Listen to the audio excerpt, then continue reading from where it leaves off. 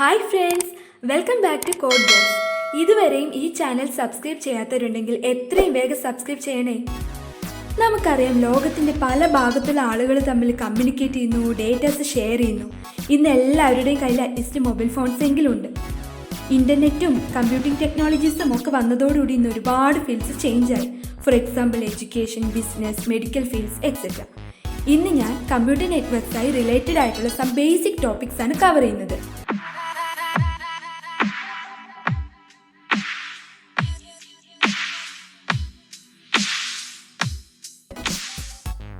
What is computer network? Network is connection of several communication elements. Connected ആയിട്ടുള്ള ഒരുപാട് communication elements ചേർന്നാണ് computer networks form ചെയ്തിരിക്കുന്നത്. What is the purpose of computer network? It is for sharing of resources. Computer നെറ്റ്വർക്ക്സിന്റെ main purpose resource share ചെയ്യലാണ്. ഇന്ന് medical ഫീൽഡ്സിലും ബിസിനസ്സിലും ഒക്കെ datas computers വഴിയാണല്ലോ handle ചെയ്യുന്നത്.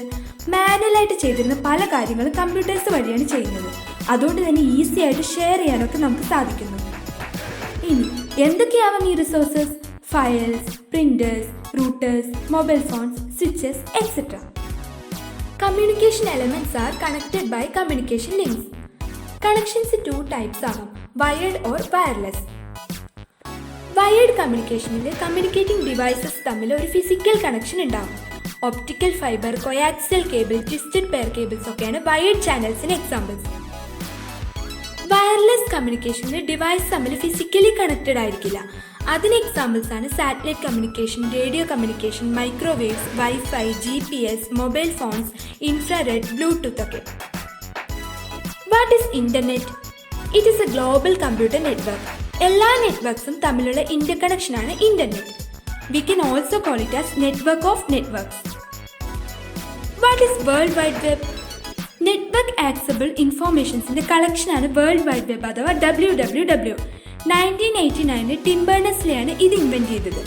നമുക്ക് നമ്മുടെ നോളജസ് ഷെയർ ചെയ്യാനുള്ള ഒരു വേൾഡ് വൈഡ് പ്ലാറ്റ്ഫോമാണിത്. ഇനി നമ്മൾ ഡിസ്കസ് ചെയ്യാൻ പോകുന്ന ടോപ്പിക് ഡേറ്റ ട്രാൻസ്മിഷൻ മോഡ്സ് ആണ്. Data transmission mode defines the direction of flow of information between two communication devices.